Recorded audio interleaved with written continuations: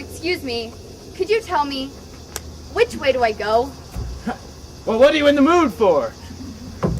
You see, limitless possibilities are in every direction. You can go up the very big mountains, across the humongous sea, out into infinite outer space. Or a popular one today seems to be to go west.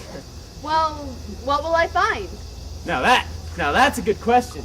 You see, there are many frontiers that have been charted and explored, and many that remain a mystery, which is what makes them naturally enticing, you see. Where does that red line go? Aha! Then there is this red line, which will lead you, through time. Really? Why, yes. It's an invention of my own, actually. The secret is in the paint. I've discovered that normal red acrylic paint has just the right properties for time travel. When placed in a superconductor, the atoms actually split apart, forming a kind of cosmic string that, when placed under ultraviolet radiation, produces variance in the fifth dimension. In other words, it makes time travel possible. And strangely enough, looks red. Wow. Name's Fran Wildman. I'm Arrow. So you can go anywhere in time. Well, yes. See, I was working on a community art project when I discovered the unique properties of my invention. I consider it a form of stewardship, if you will, to tend the annals of time. I've even decided to write a book about it. The book's entitled A More Well-Rounded World History Timeline.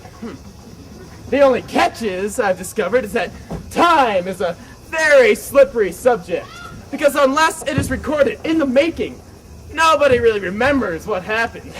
Our memories are dreadfully short. Forgot this. You'd be amazed at the inaccuracies I found.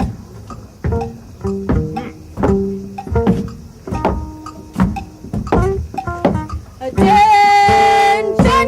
Well, hello there. Good afternoon. After a long and trying journey, we have now arrived within the limits of the territory, Arizona. I hereby announce, by the powers of the virtue of the Congress of the United States, we take possession of this territory. How fascinating. The flag that I now hoist, as a token of our authority, is no new and untried banner. For nearly a century, it has been the emblem of law and liberty. From Canada to Mexico, from the Atlantic to the Pacific.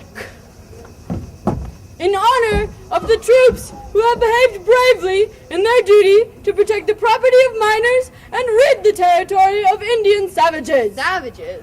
Excuse me, sir, what is it you've got here? This here is a book written by a true historian, William Hickling Prescott, about the brave deeds of the Spanish explorers. Prescott? That's a grand name, don't you think? Why, yes, sir. No, I mean, what is it you've got over there? Oh, that's a printing press. Yes, that is a printing press. What are you going to do with this printing press, see? As territorial government here, it is my official duty to keep an official record of all brave exploits of the people who settled this land in the name of freedom. And as a personal ambition, in this great new civilization, a newspaper is imperative. And as my personal honor, it would be my duty to serve as editor. Well, you seem to keep a very good account of events. Well, yes! We stand on the edge of a new era in the history of this nation. Come on now. There is much to be done.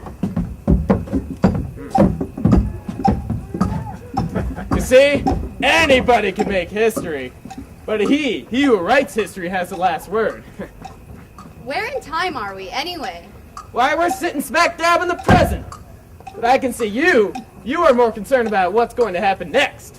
While me, I'm concerned about what just happened. You see, a great deal of history is written not only to record the past, but to influence the future. Have you ever heard the saying, he who controls the past controls the present? He who controls the past controls the future. I messed that line up. I don't think so. However, have you heard this other saying? He who controls the...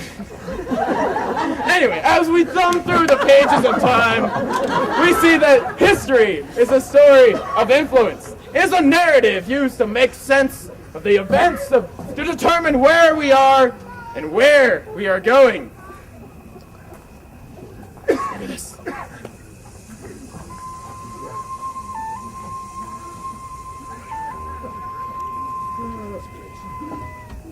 You look weary, my friend.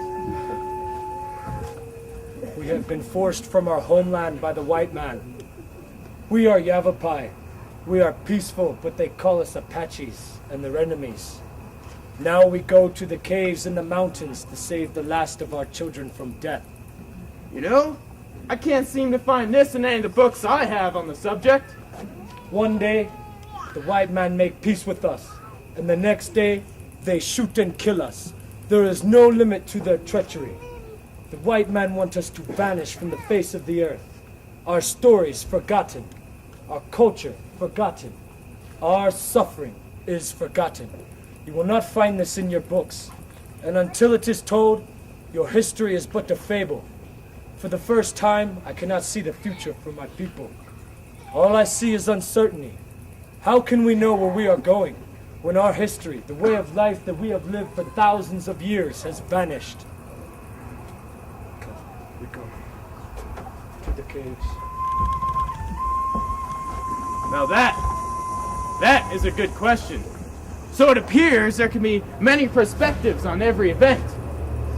As our democracy evolves, it allows for views that have not previously allowed to have a voice to be heard. When this happens, we often find competing, even contradictory statements.